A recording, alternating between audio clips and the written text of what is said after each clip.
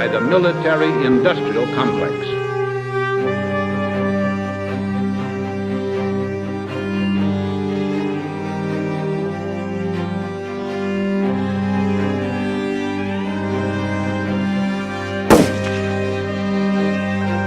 I'm just a patsy.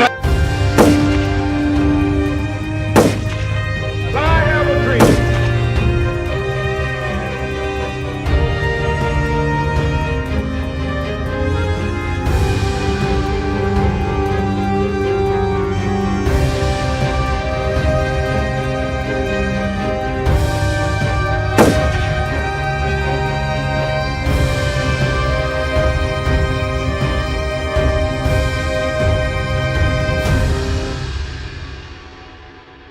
I said this once or twice, but it bears repeating.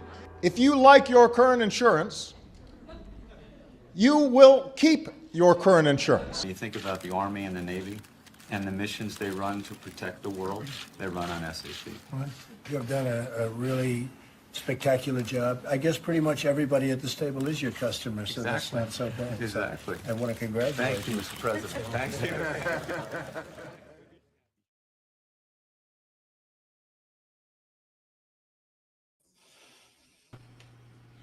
And we're on. How you doing, George? I'm doing great, Peter. I feel like one of those little clips in your polemic events in human history. I feel like I'm at the place where we all lose our rights to our body and we get nanodots in our lungs and gut forever. So it's sort of like the Nuremberg laws, only fast forwarded about 90 years, not far from Nuremberg here. Where are you today, George? Well, I'm in between. I made it to the gates, and I got turned back in going up from Munich up to this place called Schloss Mühle Emlau, and it really was a castle where Nazi paperclippers used on the way to Italy and on the way to Austria. Not kidding, on the way to Switzerland. But that's where they're having the G7. And on the way, I got stopped along with a whole bunch of protesters. And so then I went over to the NATO spy school in Oberau. So how did you get stopped? Not like gunpoint or anything. It was just a fence. It was twice the size of the fence at January 6th. And there was a whole bunch of police. And they said, you're not going further. They just cut it off.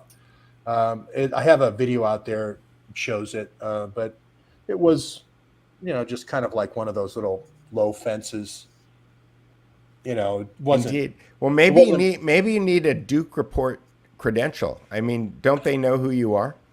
Well, I didn't want to be up there making a speech about $600 billion infrastructure. If they'd known that I was with the Duke report, they probably would have kicked one of those European community guys off the stage. I don't think I'd have got ahead of van der Leyen. Van der Leyen, she's pretty, and van der Leyen gets ahead. But the guy who spoke with a bad French accent, I think I'd be up in front of him. Indeed. So what do you think is going to happen at the G7? Well, I was listening to your videos earlier today, and I wanted to kind of drill down a little bit because I think that for people who haven't watched the channel before, or haven't watched you before, like. You're talking about IG Farben, you're talking about Bilderberg, and then you're talking about Henry Kissinger, and then NATO and the G7. And for people who haven't been following, I'm not sure how they all connect. So can you connect those dots? Sure. There was this war. It was called World War II. The major supplier, as far as one of the major contractors was Klaus Schwab's father. That sort of is how World Economic Forum and Club of Rome happened in the South. I call it IG Farben South. So his father's company was Escher Weiss, and IG Farben was a big chemical company that was ostensibly funded and created by American investors, right? Not really. American investors helped a lot, but it's really, if you think of BASF, Bayer, the first heroin supplier, they got the first brand name called heroin. And then there's BASF, which makes kind of like the sheen of plastic on bowling balls, as well as 4 other smaller chemical companies. But it was a conglomerate, much like Standard Oil. As a matter of fact, it was created in the image of Standard Oil by John Foster Dulles, the brother who became Allen Dulles, who became the director of the CIA. So it definitely was a mirror organization. And basically the idea is, hey, we got all this petroleum and we're running a lot of cars with it, but what could we make clothes out of it? Could we make explosives out of it? Could we make drugs out of it? And that's what this thing is all about. The chemical consortium here is trying to make everything you can use petroleum for that's not for powering rockets or powering cars.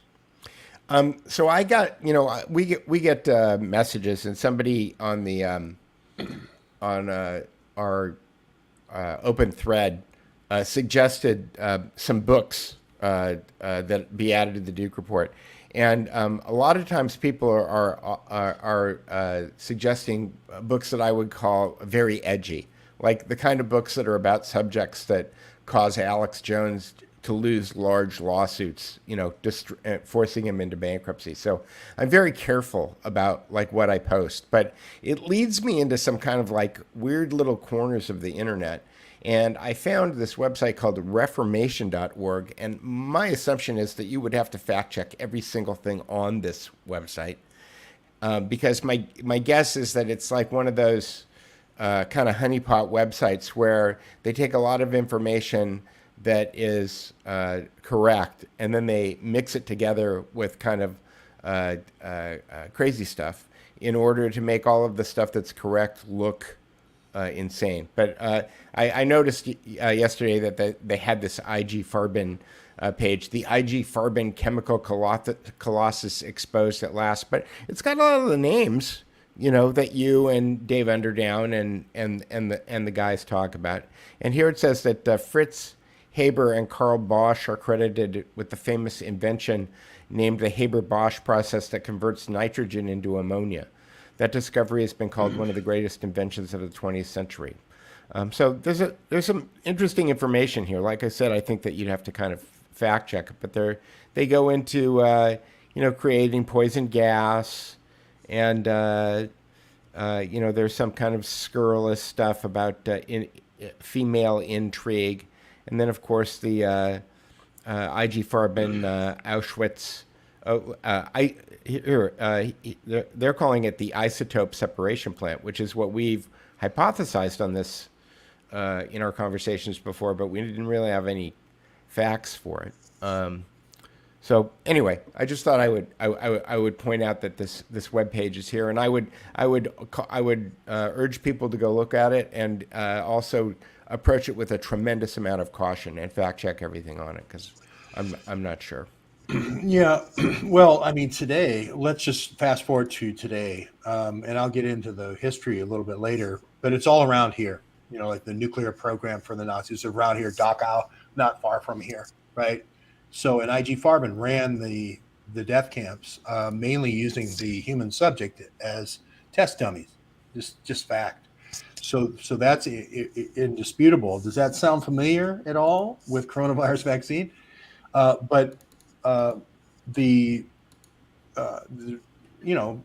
Romania, we said, follow the Biden Blackberries. Every time Hunter Biden makes a deal in any country, that's Hunter Biden being Lee Harvey Oswald. That's somebody at the CIA using him as Lee Harvey Oswald, Lee Harvey fishmonger, Lee Harvey uranium buyer. And today they announced it. You remember, go back to Hitler. The reason why he took Romania is because of the uranium mines, along with the Sudetenland in Czechoslovakia. Why was Hunter Biden there making a deal with Tony Bobulinski with the Hunter Biden BlackBerry in Romania? Was it for the highly enriched speculation? Your little zipper line. Yep. This is highly enriched uranium, and here's Hunter Biden again, right? And what does Joe Biden announce today in a $600 billion announcement for infrastructure? New scale small modular nuclear reactors in Romania. I'm surprised Hunter Biden wasn't up on the stage with him. And when he got to the part about the new scale reactors, he should have said, "Hey, kiddo, come on up here. I want to give you $200 million check, $1 billion check right now to develop those new scale reactors." We've been talking about new scale, if you've been watching my channel, for almost 6 years, five years at least. So, and those are the two things, if you keep following Hunter Biden, follow the energy deals with Rothschild Energy, follow the uranium, you're always going to be right. So he announced that at the G6, Joe Biden? Seven, yeah. G7, today. sorry. Yeah. I could see where they were, but it was just, there was fencing, you know. I mean, we didn't get close enough. I mean, if people saw my video and they saw the press conference, they would think that we were like next to each other because it was the same trees. Are they at the Hotel Alpenhof? Or no, they're at the Hotel Emlau. EMLAU, and it's actually the Mula Emlau, and it was a waypoint for escaping Nazis in going to, it was a paperclip hotel. And do they have a little paperclip shrine there, or do they, or can you get gold paper clips? You can't get gold paper clips, but they have a gold dusting on the keyboard, and you can, like Abwehr SS Chief Mueller used to do. He used to play the piano. That was the signal that they were going to bring in another paper clipper. They would play the piano. And is that the same guy who played piano for Truman? That's the same guy who played the piano for Truman, and everyone knew that when the reports went back that he was playing the piano for Truman, that meant that they were moving more paper clippers. Now, how else does the guy who runs German intelligence come to the White House and get on the piano that normally only a few intimates of Harry Truman play? How does Heinrich Müller get to that piano? And he would always bring art with him. He would always bring expensive art with him. I wonder where he got that art. Where did he get that art? He would always bring expensive art. He would bring it to Truman? Yeah. And they would put it there, and they would bring, when he came and visited Truman, they would bring one piece of art and they would leave it. Like, oh, hey, just hang this for a while, borrow this for a while. I don't know what happened to that artwork, Maybe it ended up at Fort Belvoir, Somebody said it came from Z Caves. Z Caves. Well, it could have come from the free port of Geneva. Could have come from all these mountains around here, man. There's a million places to store things. But it was well known that the Nazis the IBG Farben guys went north to Holland, and a lot of the guys in the nuclear program down here, where the nuclear program was, went south this way. Lago de Como is a place they went on their way to Switzerland. I love Lago de Como. It's a great place. It's beautiful, man. George Clooney has a house there. What's not to love? Although I did see a story when the last story I saw in Como, they had a huge number of homeless people living in the train station there, it's this lovely little town that looks like it's on a. When I was a kid, we had train boards. Like, you'd take model trains and you'd put together a little village, and your train would go through the model village, and it would be perfect. Como, the train station at Como looks just like that. It's beautiful, but I saw this terrible story about how it was just filled with homeless people. Well, maybe they won't notice me if I work myself into the crowd. George, I'm getting a little short on cash, so I might be looking at Lago de Como here. Okay, well, point straight down then, because right there, it says support George Webb at paypal.me/George Swigert or Venmo.com/George Webb. And I think I actually even have other ways to do this. I could do. Here we go. I can do this. Look at that. Whoa! Wow, that's really cool. I'm getting really fancy here, George. I like it. It's high tech. So anyway, on the Duke Report today, though, I noticed that Vox Day had a interesting story on how to read the news, and it starts off I won't share his analysis, but I'll give you the setup and the punchline. The setup is item: Vladimir Putin is panicking. Panicking Putin calls obese 20th retired General 67 to lead the forces in Ukraine.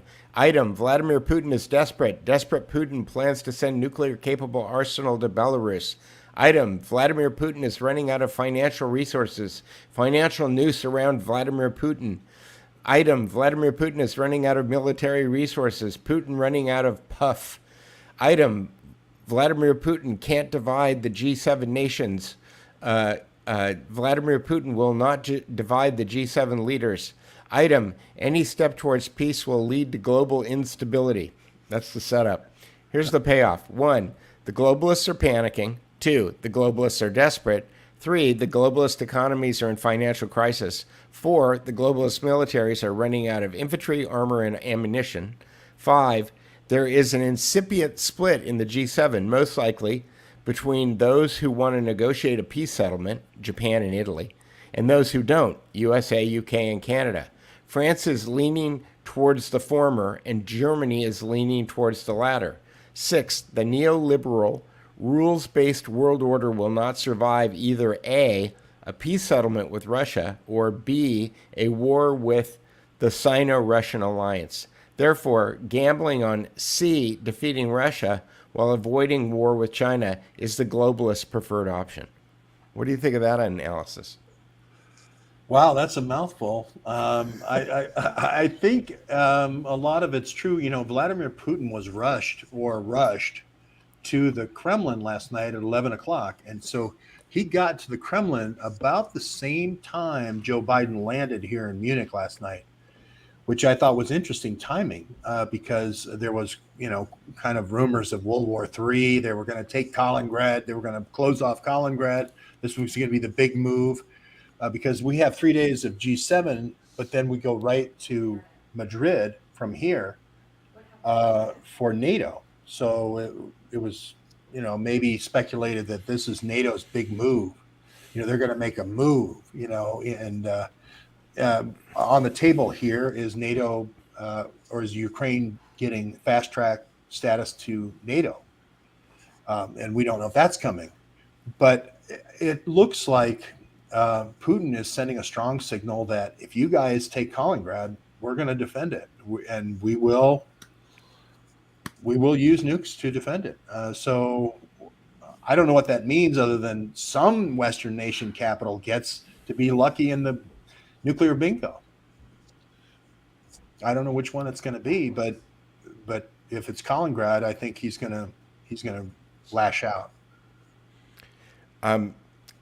Producer Carrie is trying to tell me something, and I'm not sure what it is. So if she could text it to me, then. Or will you just take your headphones off and put okay, I can say. What do you need, Carrie? The internet looks like it's down. Oh, she says it looks like the internet is down. That would be a big thing. Except that I don't see. I have no signal from StreamYard that anything is down. Is it? I just got this. Okay, well, you can refresh your screen. We're good. So producer Carrie is down, and producer Carrie was worried that we're all down. So she's going to refresh her screen, and I think that we'll be good. I think we're good. I see a picture of us. I see a picture of us. Kathy Sue can see us. Yeah, okay. All right. Okay. So I think we're okay. Yeah. I think it's just we're probably somehow tied into the early warning system of NATO or Russia or both. And when I said Kaliningrad, when you said NATO's going to attack Kaliningrad, then all of a sudden yeah. I didn't say, I just said that if they wanted to make a strong play, yes, they would say, that's it. We're going to take some territory from Russia because they took some territory from us.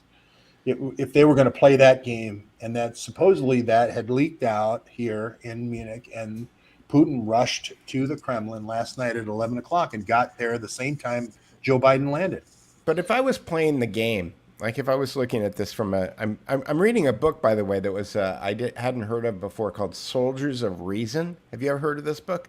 It's the only authorized history of Rand that's been written. So I'm reading that book right now. And if I was looking at this thing like a game board, what I would do if I were NATO is that I would move as many of my forces as I could, probably including tactical nuclear forces, into Lithuania. And I would just blockade Kaliningrad. I wouldn't move into it, but Well, this happened before, if you remember, in Berlin in 1960. It happened in 1947 as well. mm-hmm.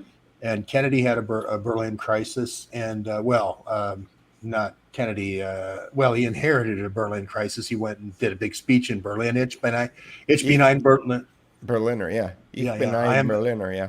I am a donut. And then, but there was another one in right after they closed it off in 47. I think it was much shorter airlift, but this has happened before. So there's two responses by Putin. It could be just like, we're going to do a Berlin airlift, which I think gives him the high ground. If you remember, both of the airlifts, the Americans got great press. Right. I mean, all of Europe was behind, first Truman and then Kennedy. Right. So that would be, but this is the other option. This is the Kennedy option of Cuban Missile Crisis, which is, if you take my sovereign area, which is the most forward position to respond to a first strike by Estonia or Lithuania, you take that away. This is my response oasis, if you will. Then it requires a full retaliatory response. That's what Kennedy said. That's what Kennedy called it. So I think people don't realize Kaliningrad's position is so far close to Germany. It's actually in Poland.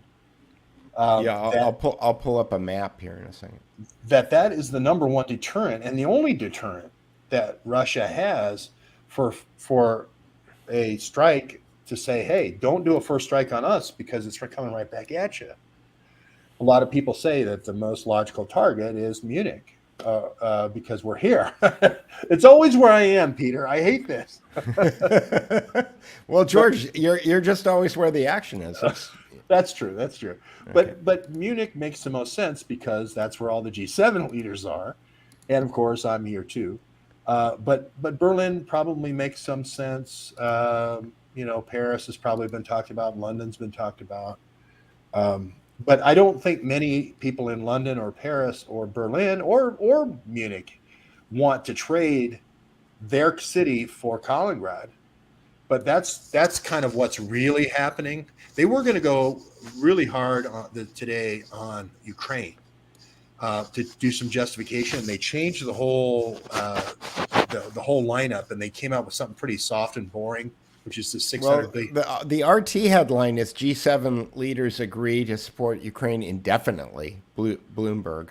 But that's not what they said at the press release. It was $600 billion to do infrastructure, which, it's the Charles Lieber light poles, and the Internet of Things and smart cities and total internet awareness and all that sort of thing. Plus, they decided Sanofi wants to build a drug lab, huge mRNA vaccine lab in a plant in Senegal.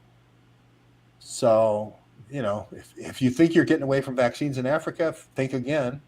So that was the other big news that came out of the press conference. So I pulled up this map just so that people can see. So over here is Kaliningrad, and it's this little cutout right here that was kind of ceded to Russia after the Soviet Union fell, because it's surrounded on the south by Poland, and then on the east and the north by Lithuania, and the Russian border is way back here, and so the Russian.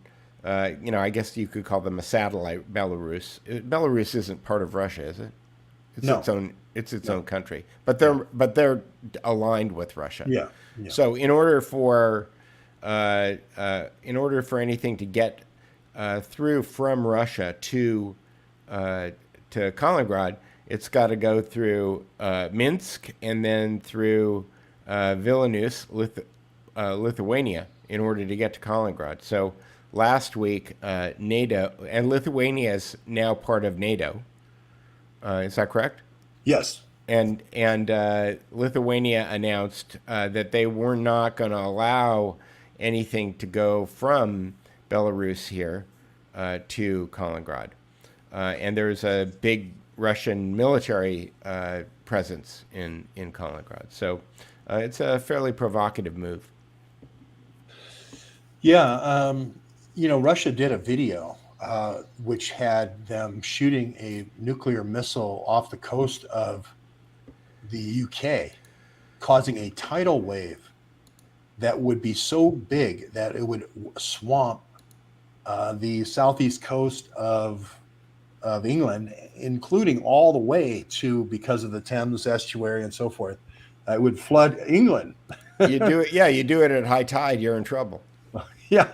So England is, Putin has already kind of said, and that, to have the Ministry of Defense come out and put that out there, it shows that they've actually been thinking about this. Mm-hmm. And it's sort of like a half measure. It's not hitting London. So it's not like we haven't gone full nuke, but it is sort of a, hey, two can play at this game kind of response. Yeah, it's like they've got their RAND and they're publishing the white papers. Yeah, well, it's I'm not sure like don't tell us we haven't thought about this. Well, you're mentioning a guy named John Nash there with when you go to RAND, and he's the guy who came up with game theory, and he was in and von Neumann. I'm learning John von Neumann too. I think. Well, von Neumann was loud. That's one thing I give von Neumann, and I mean he was loud. And he could write equations fast and illegibly so people couldn't follow him. And then they would feed him answers before, and then he would say, this is the answer, and everyone would go, wow, von Neumann's a genius, because then 10 mathematicians would work it all out for 6 hours on a whiteboard, and they'd go, oh my God, von Neumann is right. Well, von Neumann was fed the answer. Don't forget, he's your biggest paperclip of them all, trying to talk the whole idea of German scientists are going to win the war against the Soviets. Von Neumann was the poster child for the paper clippers, right? So don't get me started on von Neumann. Wait, are you saying that he's Arthur E. Neumann?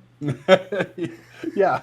Well, I'm not saying he wasn't smart. But if you look at some of the von Neumann's, stories, and just he's here, he's there, he's everywhere. They're always feeding him answers, and he's always dazzling his colleagues because he can supposedly do all this, third order quadratic equations in his head. No, he was fed answers. But anyway, the key is Nash did have game theory. Nash was at Princeton. I had a chance during my time at Princeton of seeing him go by me on his bike. And the bar. When were you at Princeton, George? I was in Princeton when the cicadas. Every 17 years, the cicadas come out. Uh-huh. And I was in Princeton when the cicadas were out. I think it was 2003, because I remember. Were you going to school or playing basketball? What are you doing? doing? I was working. I had a whole bunch of New York clients. Okay. But I remember my mountain bike crunching the cicadas on the sidewalk. So whenever yeah. And they were big. They were big as jumbo shrimp. I'm sure.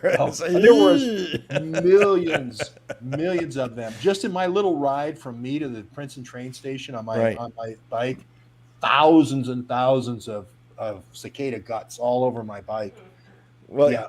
Well, it's weird. I'm reading this book and I'm having all these flashbacks because, like I said, my mother was a librarian at Rand, and I just read a sentence when I was listening to the book yesterday how they were talking about how there were so few women that worked at Rand, and it was like, I guess I didn't know that, but I was a interesting math student. I got D's in algebra. I never got more than it. I think I got a C minus. My best grade in algebra ever was a C minus. I got A's in geometry. Geometry, no problem. And when I got to computer science, I was in love because I knew how to write a formula. I just didn't know how to work the problem. And so the computers were actually writing code is basically just writing formulas. And the computers would do the math for me. So I liked that. But when I was struggling in high school, my tutors were Rand mathematicians. They were friends of my mom's who would, like, gee whiz, can you help my son? He's really smart, but he can't do math. And so that I was kind of having that flashback while I was listening to this Rand book. And then the other thing was that I used to go sailing with my dad every weekend, and there was this boat that my dad always used to point out, a trimaran in Marina del Rey called the Dreamer. And my dad didn't like catamarans, and he didn't like trimarans because he didn't think that they were ocean worthy. That is, like, that they were fair weather boats. Like, you could go out in the ocean when there wasn't any kind of weather, but if there was weather, you'd be in trouble if you were in a trimaran or a catamaran. And there was a trimaran that my dad used to point out all the time called the Dreamer.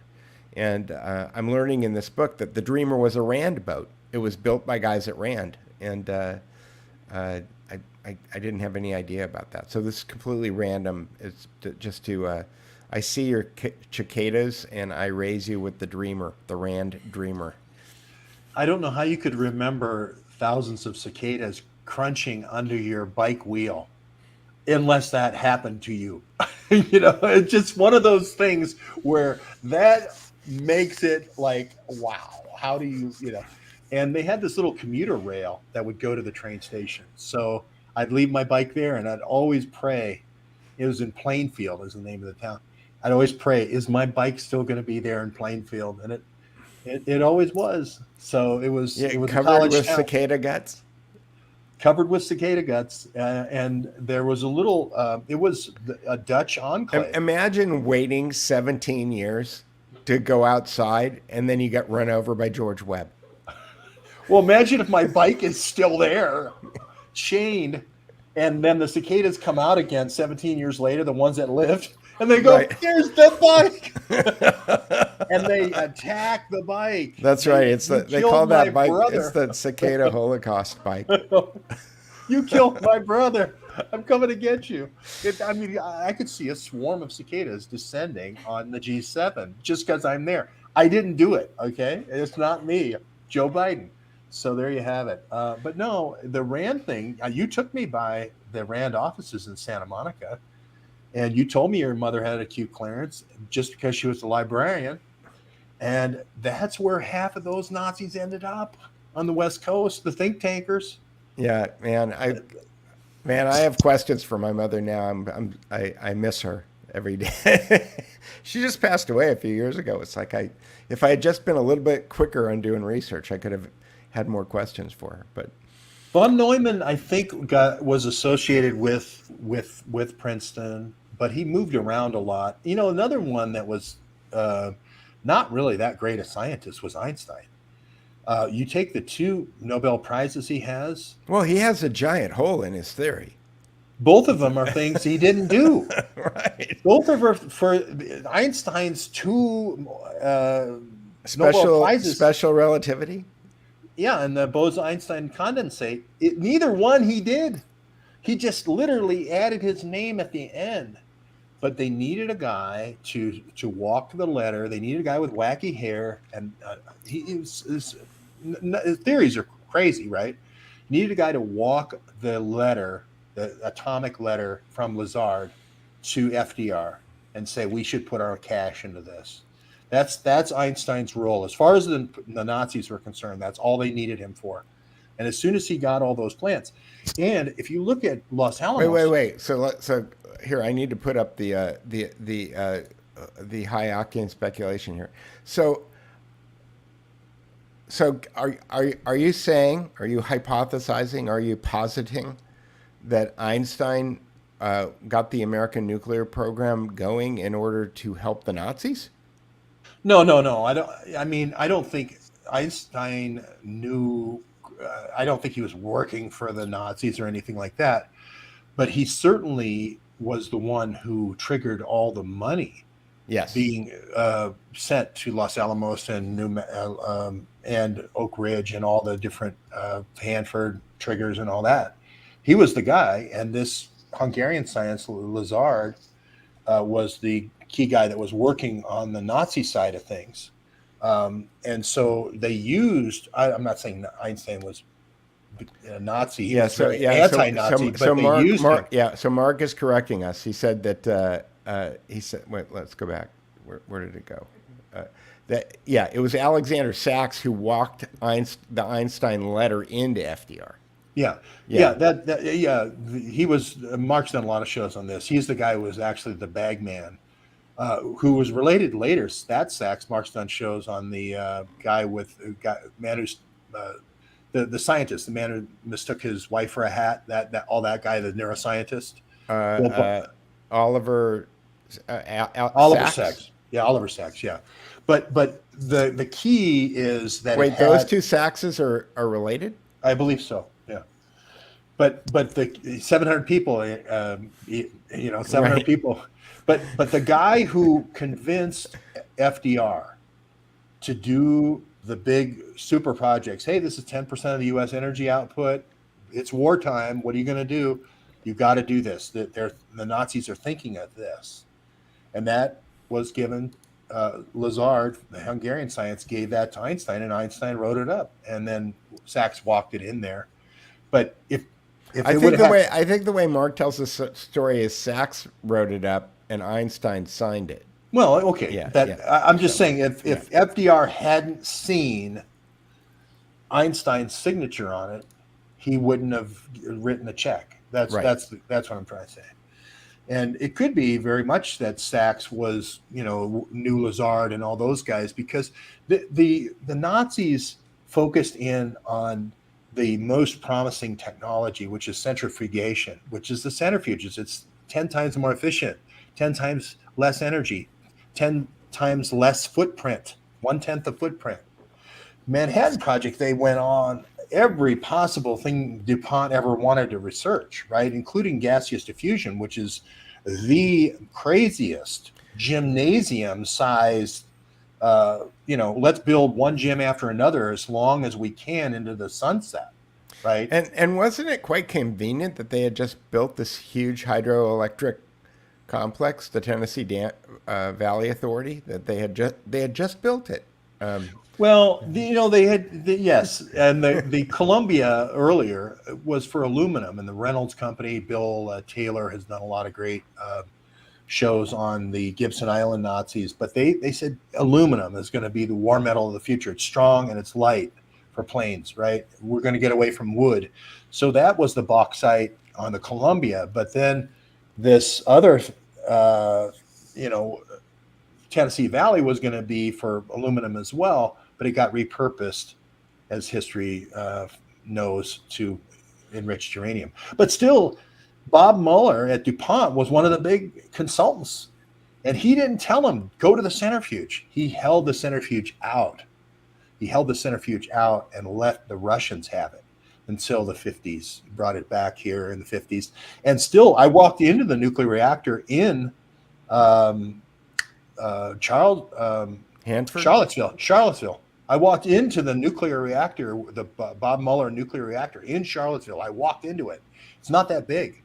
If you go to the reactors, if you go to the S3 reactor here in Germany, which is a little bit north of here, it wasn't that big, size of a garage.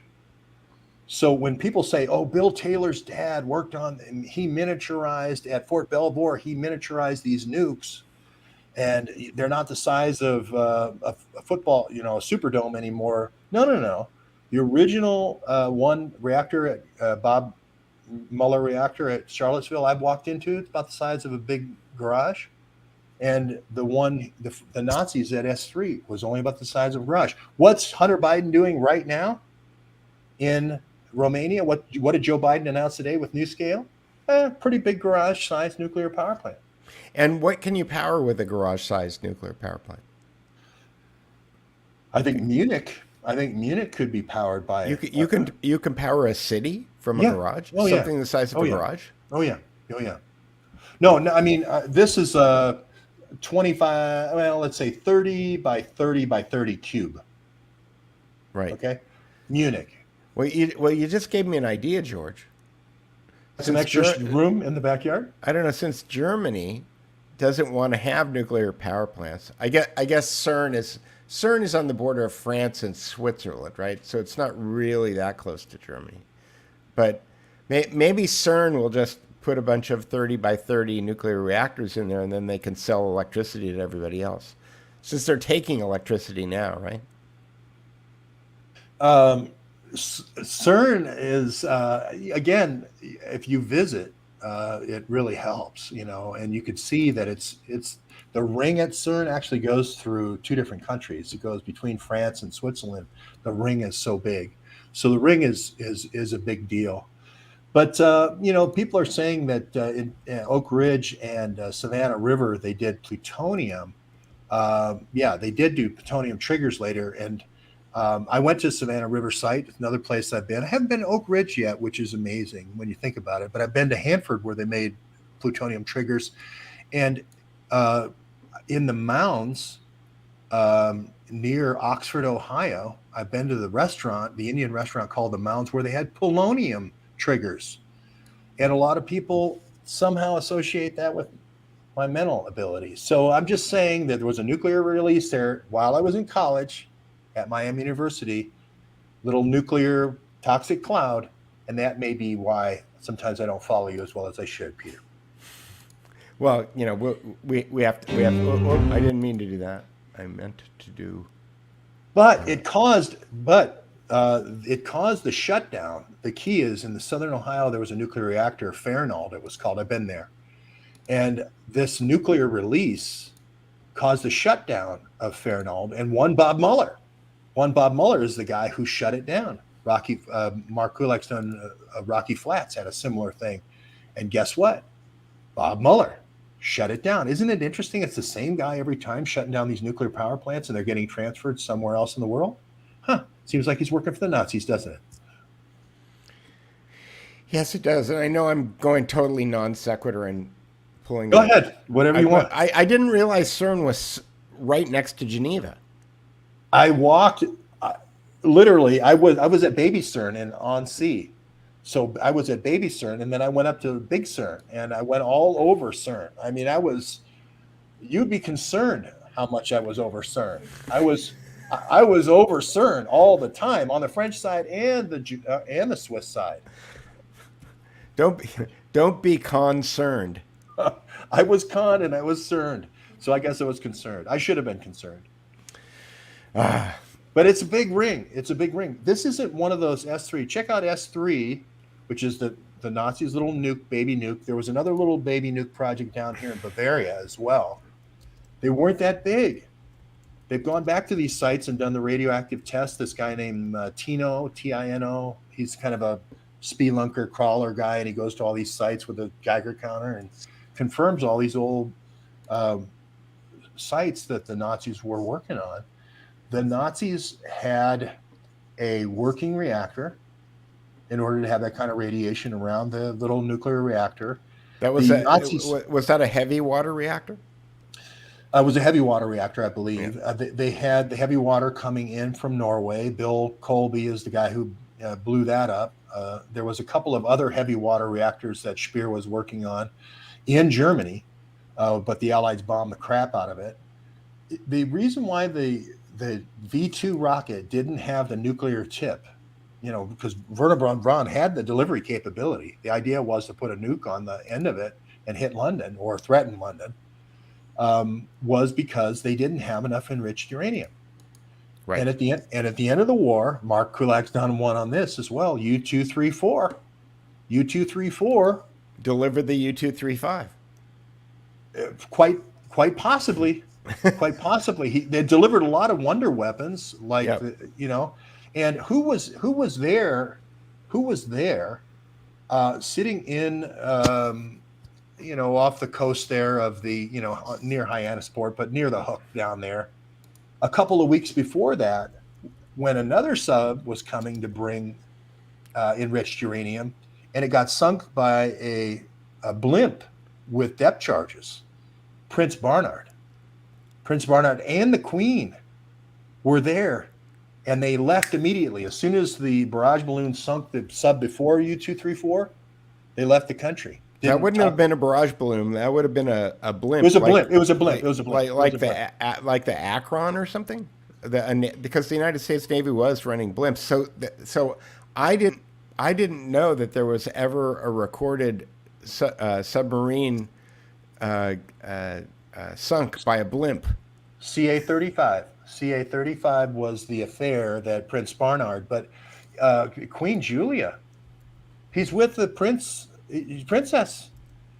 And they're sitting on, like I'm trying to remember what town in, right off the coast there of the Hook, and they're waiting for the sub to come. I mean, if that isn't a Nazi move, and the deal was, if you give us the highly enriched uranium and we can get it down to Los Alamos, we can move ahead the schedule to drop the bomb on the Japanese. We can end the war early without having to invade Japan.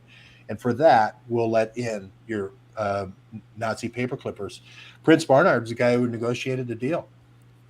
History will show this. If history doesn't have all the facts yet, history will show this in time, that was the deal. That's the only way they could get Truman, because Truman hated these Nazis. He was an artillery guy in World War I. He didn't really want to bring the Nazis in, but they said, hey, we can bring in this uranium, this highly enriched uranium. Remember, there was a chemical separation process that I.G. Farben had. That's was one of the top secrets of the war that they later shared with DuPont and Bob Mueller at DuPont. This Right. chemical separation. So they had a lot more uranium than people think. I think they had a problem with the triggers, to be honest with you. But we'll see. But that was the deal. Prince Barnard was down on having a cup of chowder in the United States. So where do I find this? What book? Where's the? Because one of the things I think that makes my head explode sometimes is especially like if you'll post a screenshot on your phone of something and it's like, where the heck did he get that? Where did it come? Well, just search on. I think Jim Marrs talked about it in his book Rise of the Fourth Reich. Okay. But if you just do a search on Prince Barnard and Massachusetts and CA-35, you'll find that he was there almost. I mean, they're having a cup of chowder looking across the sound there, Long Island Sound, and they see the sub getting hit with this blimp, and they leave the country immediately, no questions, they like in a huff. And then about 3 or 4 weeks later, I believe, is when U-234 comes, and they take a Japanese guy on board, and they say they're going to take it to Japan as the cover, and then they shoot the Japanese guy on the way to. It was right off Long Island Sound. The second submarine. I have found it. Yeah, the second submarine was almost in the same exact place. Okay, I'll try to blow this up here so people can see it. Is that better? Oh, I know what I can do. Oh, look, is this a Russian website? Textarchive.ru. Interesting. Okay, so let's click this. And there we go. There it is. And there's all the citations. And tell me what town that was in Massachusetts. It's been a while since I've been down there to the coast there. Let's see. If you click on Project CA-35, I think it'll probably say in there. All right, let me. It says Boston. Carrie says it says Boston. Yeah. But it wasn't in Boston. It was more down toward, because I remember, I mean, literally Bobby Kennedy and JFK. Hyannisport? No, but it was close to Hyannisport. They were literally like having chowder with Joe Kennedy, who was they weren't really having chowder. All right, so this is web design that drives me crazy, because these underlined things I just assumed are links, and they're not links. So, well, if you just scroll down, it'll be all in a row. I think there it is, okay. CA-35. The incredible story of a probable attempt to end World War II by German industrialists. They could see that they were about to lose the war and their wealth. Was Prince Barnard waiting for the ill-fated industrialists with Princess Juliana and at the Chatham Bars Inn in Cape Cod? See also Subsea Recovery website and the Bilderberg history page. The U-boat was sunk by the U.S. Navy blimp using depth charges. See scans of the U-boat laying on the sand off of Cape Cod, as well as the original plans copied from the captured documents now in U.S. archives. I believe that there is a version of this story in Cryptonomicon by Neil Stevenson. The wreck of the giant and secret World War II U-boat has been found by the above off Cape Cod, Massachusetts, East Coast, USA. It slipped out of Germany on the same day as the assassination attempt of Adolf Hitler. What was its mission and what was happening between its first signal messages to the map room at the White House and its sinking? Moreover, was the Dutch royal family and possibly Bilderberg Supremo, Prince Bernhard, holidaying, or why, moreover, was the Dutch royal family and possibly Bilderberg Supremo, Prince Bernhard, holidaying on the coast that day? Yeah, George, you can't make this up. Like, I'm telling you, Joe Kennedy was out here. They had thrown him out and they had replaced him, right? Because Joe Kennedy was, thought to be too much on the Nazi side. And so I can't remember the guy who replaced him, but this has that Joe Kennedy kind of, I want to be the hero again. Yeah, because because wasn't he the ambassador at in Great Britain, and then he got edged out, didn't he? Because they thought he was too pro-Nazi. Too pro-Nazi. But this sounds like Churchill kind of moved him out, right? FDR moved him out. Yeah, but I think Stevenson talks about it in A Man Called Intrepid. Is that Churchill and Stevenson needed him out, so Stevenson went to D.C. and said, "You got to move Kennedy out of here." Yeah, and I think this probably was brokered by the English, and Prince Bernhard was the go-between here.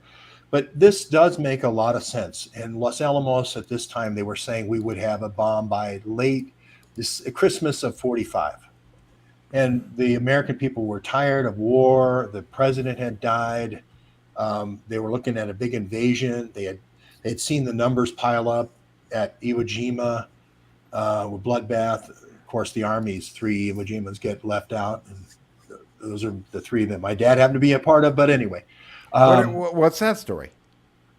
Well, my dad was at Guadalcanal. The Army didn't have as much fight as they did as the Marines, but they still were at Guadalcanal. Then New Georgia was actually a little type Saipan or Iwo Jima before there was an Iwo Jima, which is running up a hill against machine guns. I mean, that's not very smart. And then Bougainville was also pretty bloody, and he was a part of that. But make no mistake about it, Iwo Jima was fresh in everybody's mind, and the invasion of Japan was going to cost all these American lives.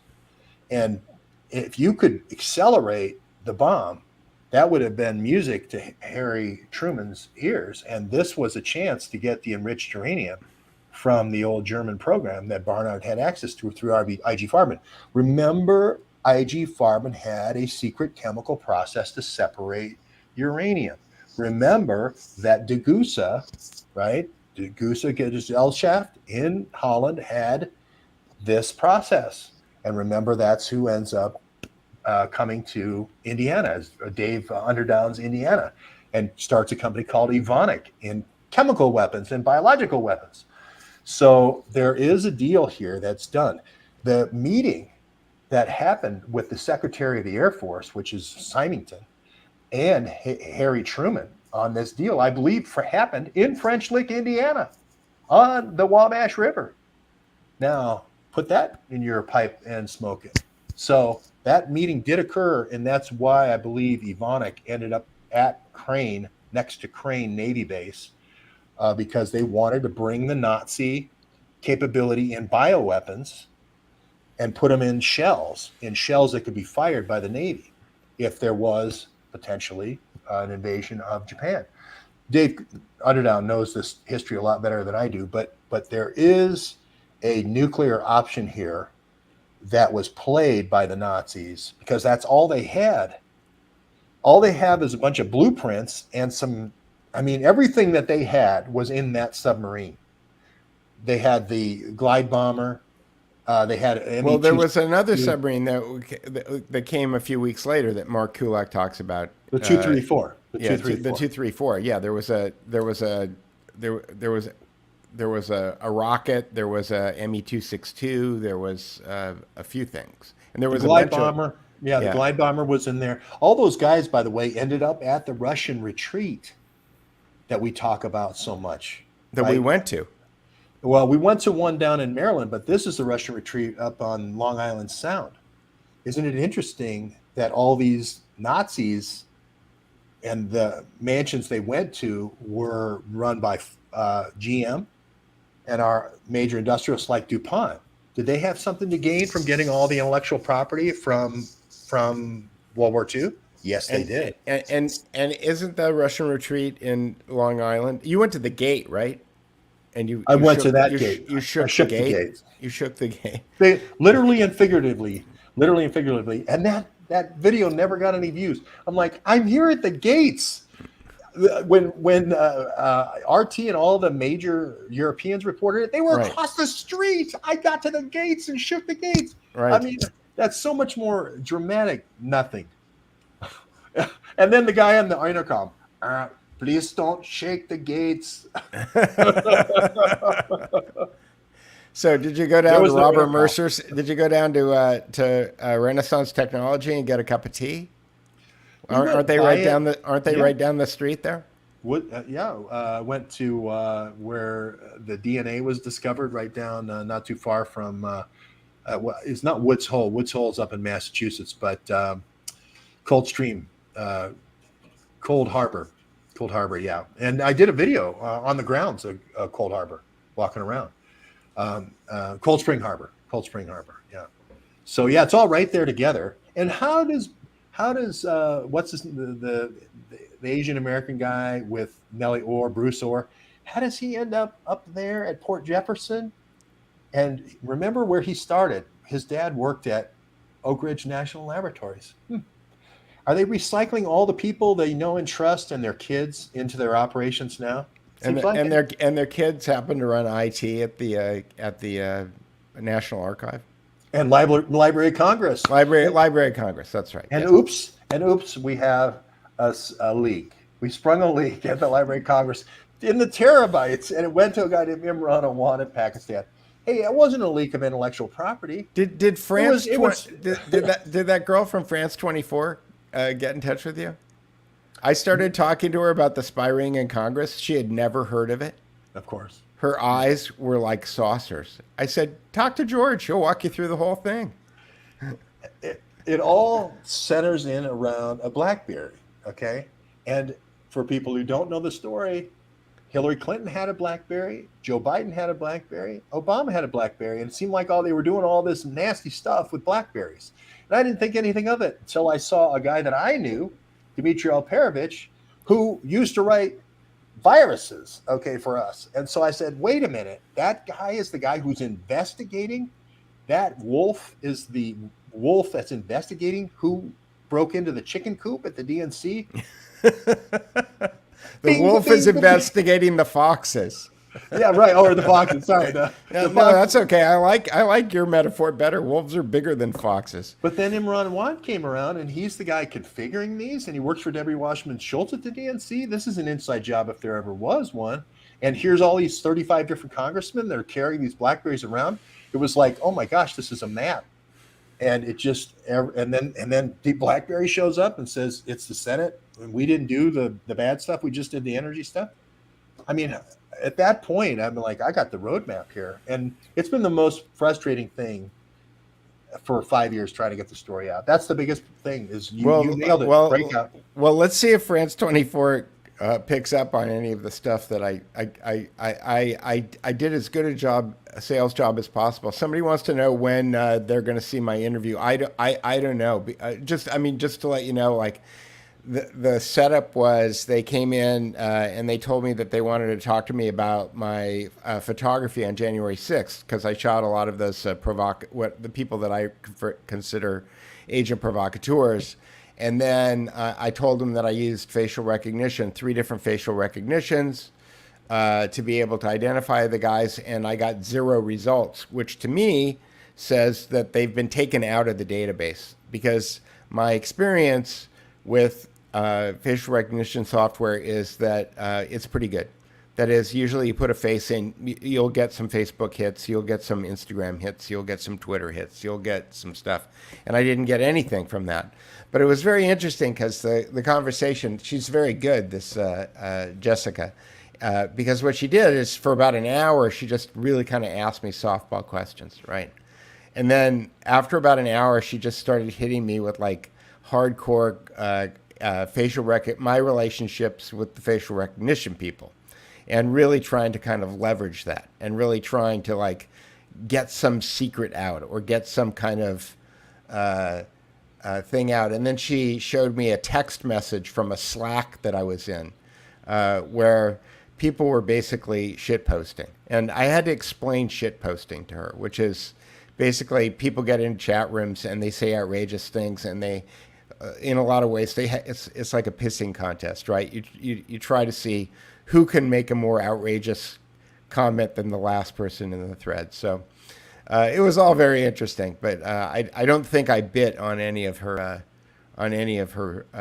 red herrings that she threw out there. Well, I mean, as far as facial recognition, that it is, if it's used to try to catch terrorists, we were trying to look at a guy, or at least I was trying to look at a guy who was involved in Middle East engineering, and he was a part of the Iraq redevelopment fund. And he was supposed to be doing redevelopment things in Iraq, and he was doing things like starting newspapers and websites in Minnesota. And I said, that's not what you should be doing with Iraq redevelopment funds. Mint Press isn't in Iraq, it's in Minnesota. So people, Wait, so tell me that story. Well, Muhawesh, remember Muhawesh, and we were saying, hey, has Muhawesh ever been seen with any Hezbollah guys? Is Muhawesh the publisher or the financier of Mint Press? Yes, Okay. Muhawesh, yeah. And Imran Awan had all these Muslim Brotherhood connections, but he also had Hezbollah connections. And one of the guys was this guy who ended up running the Ministry of Health of where? Iraq, Ministry of Health. And he's got like 25 different violations of Medicaid fraud, and didn't pay, he's millions and millions of taxes owed. And in the United States. Yeah. And now he's the Minister of Health of Iran. Yes. And Wolfowitz put him in there. Wolfowitz put him in there. I'm all of a sudden. George, I think that we need to rebrand you. I think that the name of the compilation George Webb book has got to be called "You Can't Make This Up." It's like I couldn't make this up. Somebody in the chat will know the guy's name. He became a dentist after he lost his license, and Task Force went to his dental office in Virginia to get a filling. She had actually an impacted. No, I'm not kidding. I know you're not. That's why it's funny. I went with her to Wisconsin and had a Wisconsin dentist remove the impacted tooth. It was jammed up into her gum line. But oh gosh, I can't remember. What is his name? He was the guy that Imran Awan was the go-between Imran Awan for Hezbollah, and he was going straight to Soleimani. It's like he was a Shiite guy that had been. So Mint Press is okay. So a lot of people ask me why I have different sources on that they. The people ask me why I don't have books, and I said earlier that I didn't put a book on, and I found out that the guy who wrote the book that the guy wanted me to put on the website lost a lawsuit to a famous school shooting, and got a $450,000 judgment against him. So there are good reasons for like putting certain sources up and not other sources. But as far as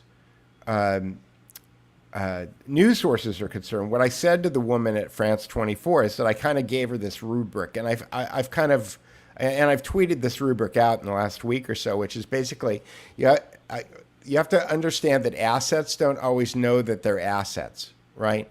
And so the rubric is that if you, on the top line, you have an agency. I don't care which agency it is, but there's agencies, right? And there's agencies that work for governments. When I talk about agencies, I'm talking about intelligence or counterintelligence. And they usually work for governments, but they don't always work for governments. You know what I mean?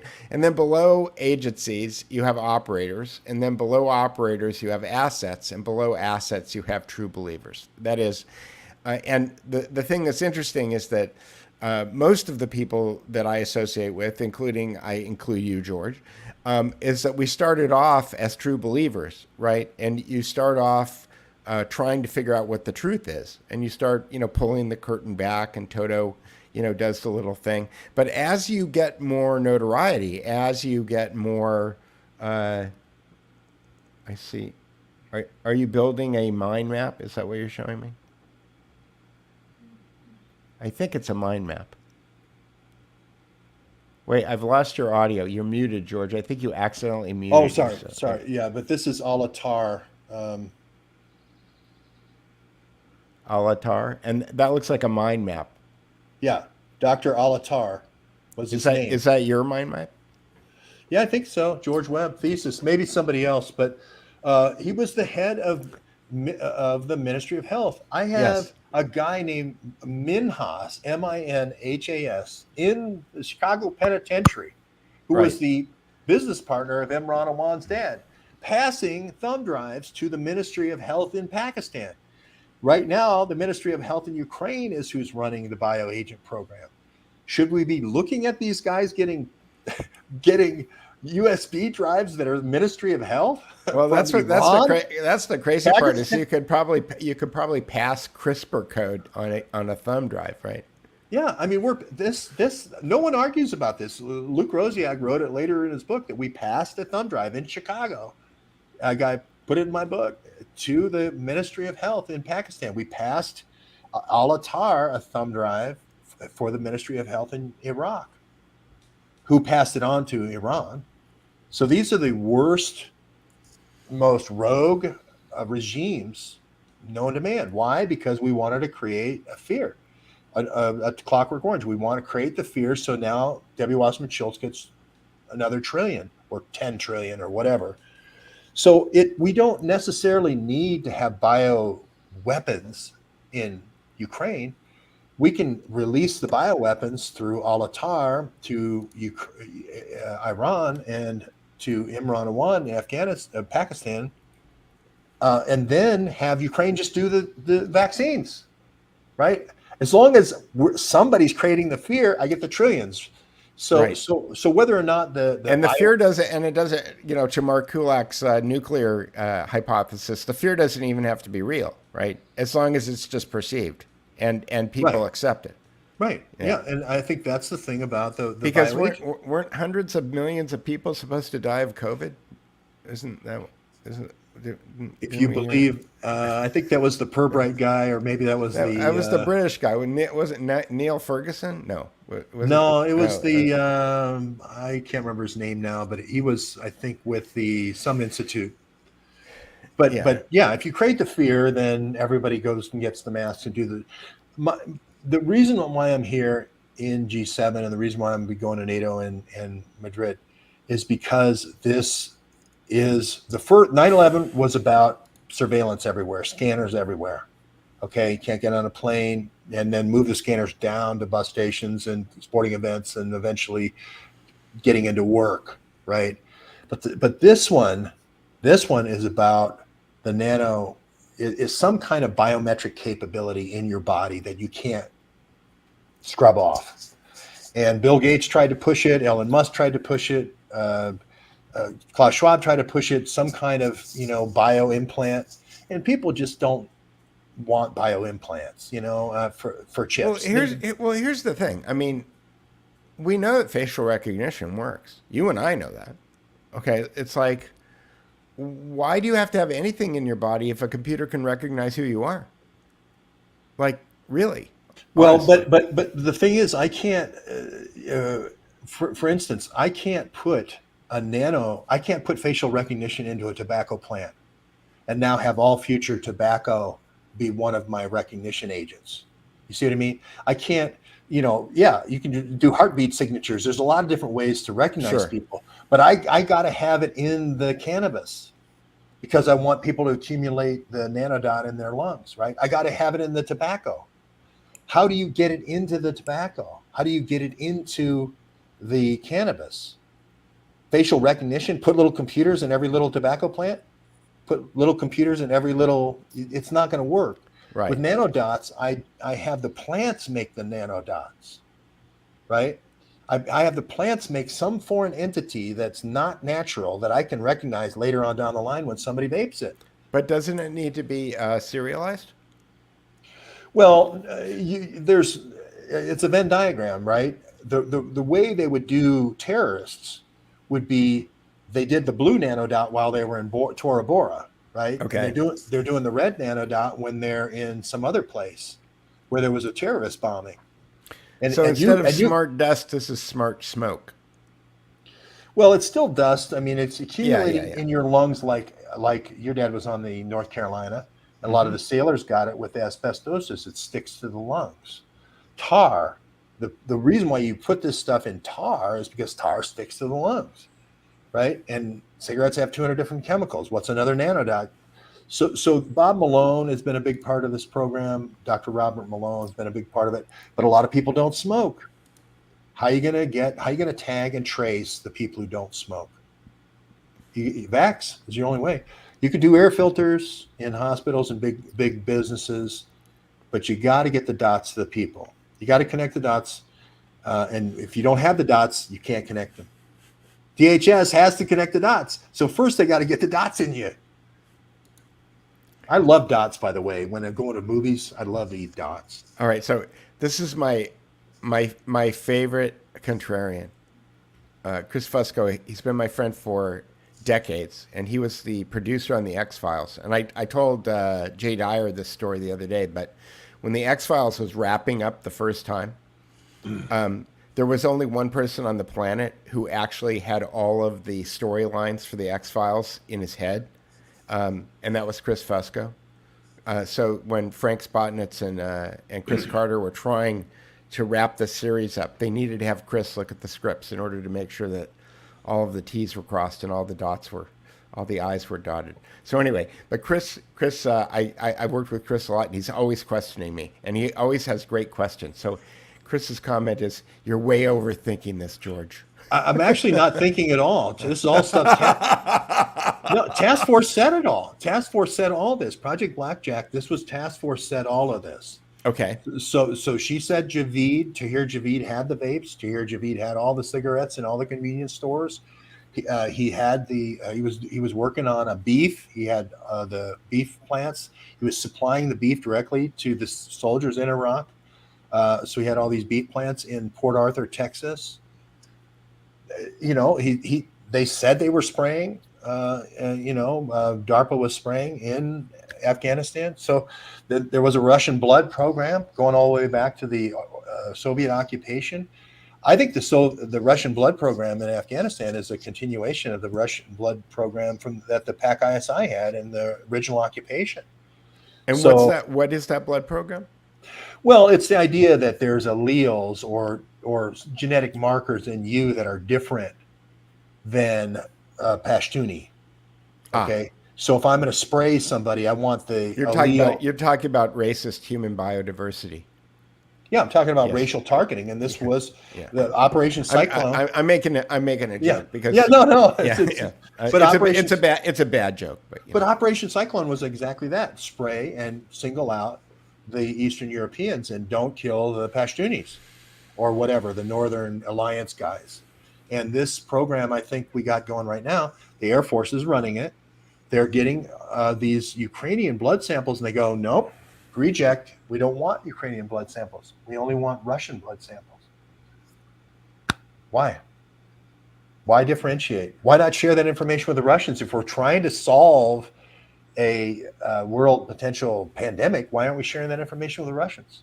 Why is it under secrecy in a bioagent program in Ukraine? Just so Noah, what's it, Peter or is it Chris? Chris Fusco, yes.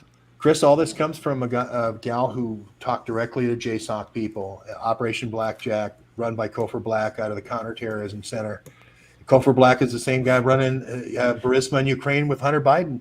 So I am not making anything up, and I'm not thinking anything up. I'm not thinking at all. I'm just relating to you what Operation Blackjack was. Kofor Black, Counterterrorism Center, go all the way back to Zbigniew Brzezinski running Operation Cyclone. Well, I do think that the epic George Webb book does need to be named. I'm not making the, or what did I say? I couldn't have made this up.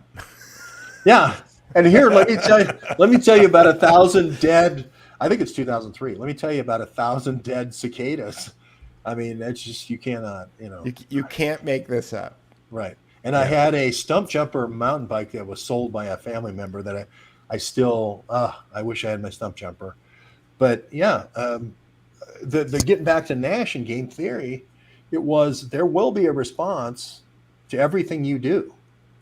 And if you take Kaliningrad, which you're talking about doing, like you were saying, Lithuania was going to cut off the rail line and they were going to go to a Berlin airlift type situation. Putin can make waves. He can do an underwater nuclear test, at the island of Wight, or, at Jersey or Guernsey, and that will create a wave. And will, I'm just saying that there will be a response, and we have to anticipate that response. Your mother would have told the mathematicians at Rand Corporation that they certainly should get their pencils out and work it out mathematically. And then von Neumann could run the answer up and get the credit. And they would, because the major critique that that is indicated in the title, "The Soldiers of Reason," is that the author's major critique of Rand is that they'll basically figure out anything you ask them to figure out. They won't ever question the morality of anything that you ask them to do. But if you ask them to find out what will happen if we occupy Lithuania and prevent the Russians from going into Kaliningrad, then they'll come up with a white paper and they'll send it to you, and they'll let you know all of the different options, all of the different things that the Russians would do, and then all of the different things that you could do in response. And my guess is that probably has been war gamed for years, and it probably gets updated that paper probably gets updated every couple of years, and it would be interesting to see what the latest Rand recommendations are on Kaliningrad. I wonder if we can go to the Rand website and type in Kaliningrad and see if anything pops up there. Well, to me, if I was Putin, I mean, I love Joe Biden. I love all these folks that are up here and I would be in the firing line here, but decapitation strike, right? The Project Valkyrie, decapitation strike is the most reasonable because it kills the fewest people and it has the most impact on the leaders. And if they went for Kaliningrad, the best thing they could do is not even nuclear, not even tactical nuclear, but the best thing they would do is aim for the Mueller piano in the ballroom of the Mueller Castle. And if Joe's playing the piano, well, play it against Sam. I'm not saying that couldn't happen. A decapitation strike has been thought of before. We did it in Iraq. The shock and awe that night. We were trying to get Hussein that night. We hit every building we thought Hussein might be in. So you think they do that to Putin? No, Putin would be smart to aim for the Mueller piano in the Mueller ballroom at the Mueller Castle. And if somebody like a world leader was playing the piano, then that would be sending a message: don't take Kaliningrad. How many people up in the hills would be involved in that? 1,000? I mean, it would get me, it would get a couple of other people I know around here, but it wouldn't kill like millions of people and leave it radioactive forever, right? And that's why I think Putin came in at exactly the same hour Joe Biden came in, 11 o'clock. He went into the Kremlin at exactly the moment that Joe Biden was touching down. And I think that was a message, meaning it's mano a mano. We're going to go Project Valkyrie on this, right? So don't worry about who's going to live out of this. If you're taking me down, because you take Kaliningrad, you basically take away the mad deterrent for the But Russians. if you actually wanted to do a decapitation, and again, this is complete speculation. I will put up my my high octane speculation. You wouldn't take out Biden. You'd take out Ron Klain. Well, I'm just saying they're all there and they have to sign it. We still have these guys having to sign stuff, Right, like, exactly, like yeah. you know, the secret order for taking Kaliningrad, and it's going to be called like option recovering freedom or something like that. And they're thinking about it right now. The thing they did today with the $600 million for the Libre light poles all over the world, and the Senegal vaccine factory, and the new scale modular nukes in Romania, that's all window dressing. Tonight is when they're going to be signing the thing. Right, exactly. When Operation Kaliningrad, right? And they're going to be going to NATO in 2 days in Madrid. And Putin is saying, I know where you live, right? And it's going to be decapitation. Joe, don't make it public till you get back to Washington and Mount Weather. Don't do it here in Europe, because I don't want to die with you, to be honest. Right, exactly. You know, and because we want to keep doing the show. And you need to write the book. You can't make this. I couldn't make this up.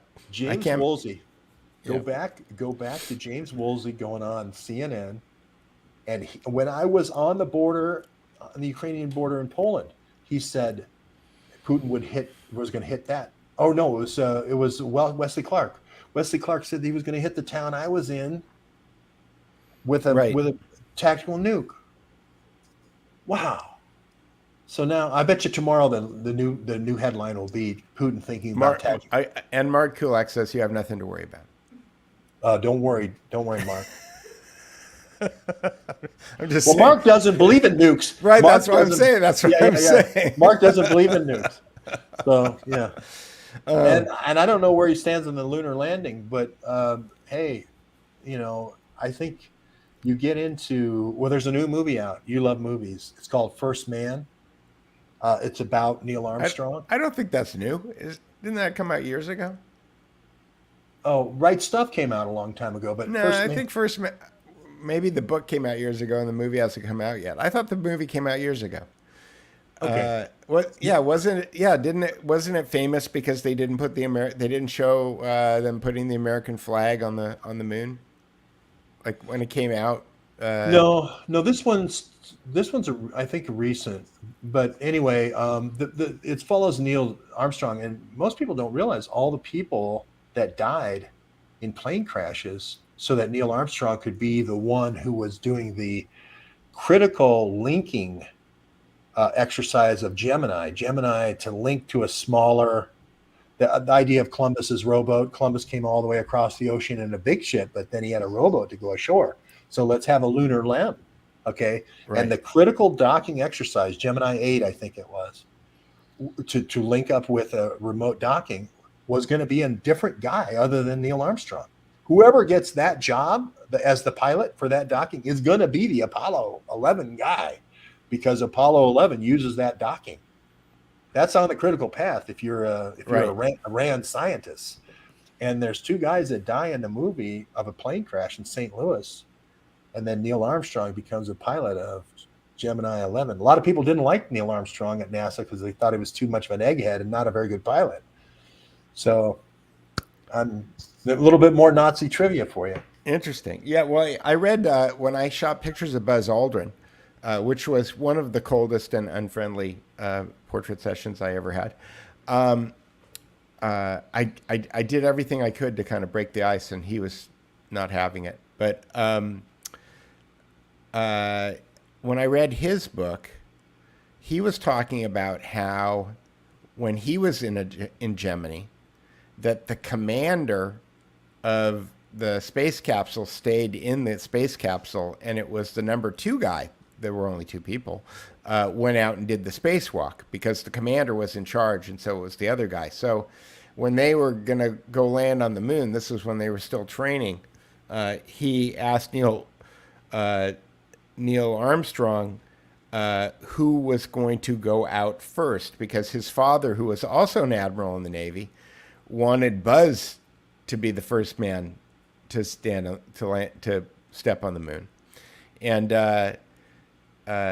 Buzz explained to Neil that when they did Gemini, the captain stayed in the capsule and the second guy went out. So when they go to the moon, how's it going to go? And Neil immediately realized that it was going to be incredibly political if he answered. And so he thought about it for a minute and he said, whatever the Cape tells us to do, that's what we're going to do. Whatever mission control tells us to do, that's what we're going to do.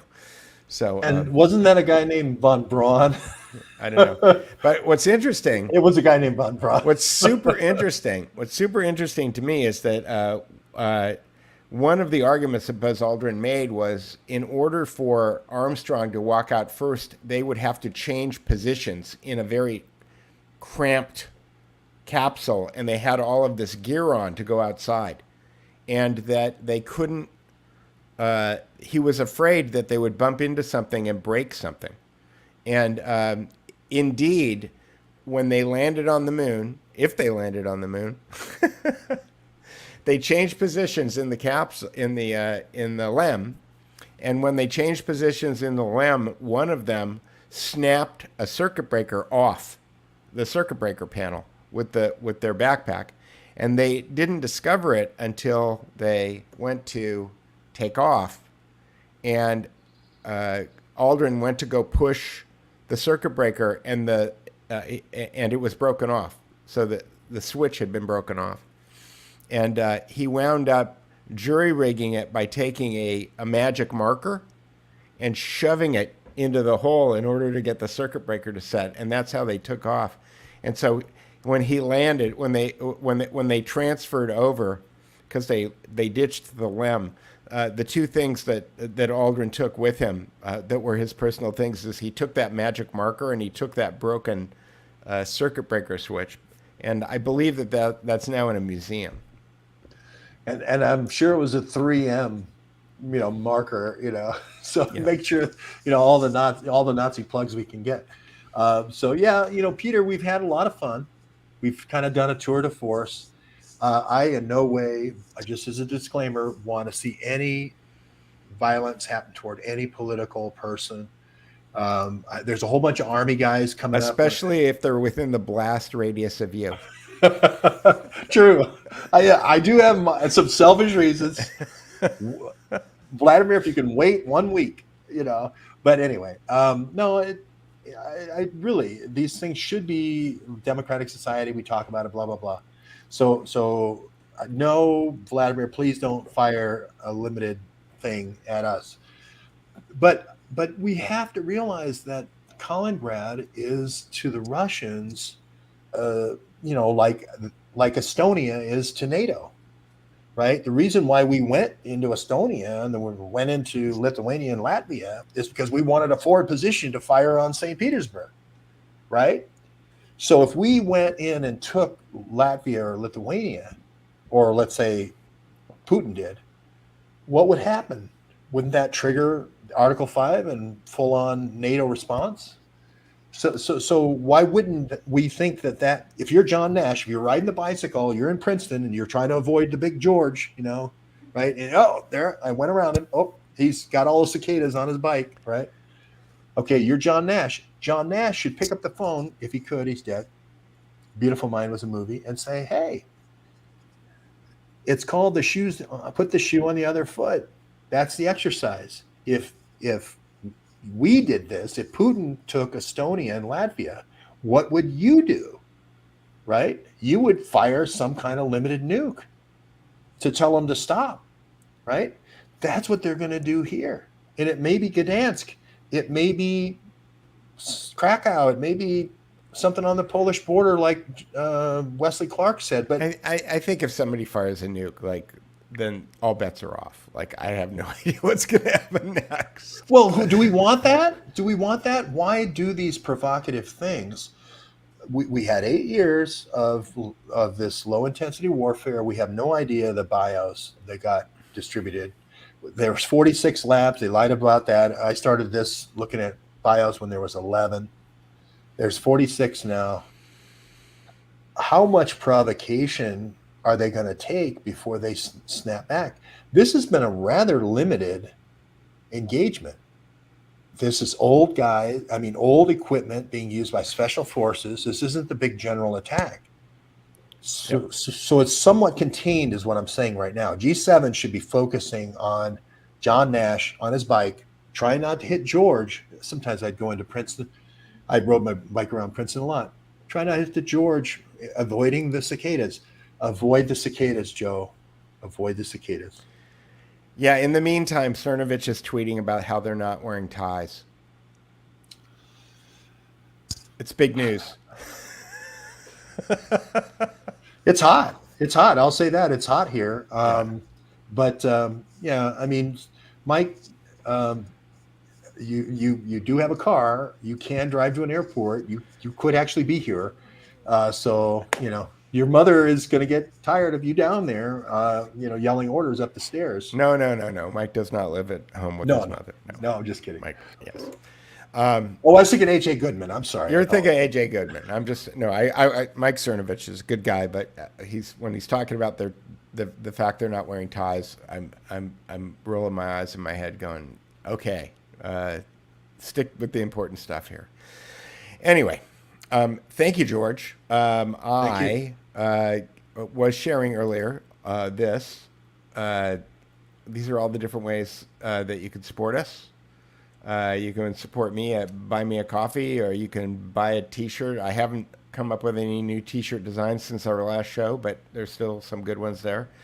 And these are the different ways that you can support George Webb. For people who are listening and not watching, it's paypal.me/George Swigert, SWEIGERT, or at venmo.com/GeoWebb, not geospatial, GEOWEBB. And otherwise, go to the Duke Report and click on Buy Me a Coffee. And I will see you Tuesday, George. Tuesday at 5. 5. All right. Thanks, Peter. See you later, George. See you later, everybody.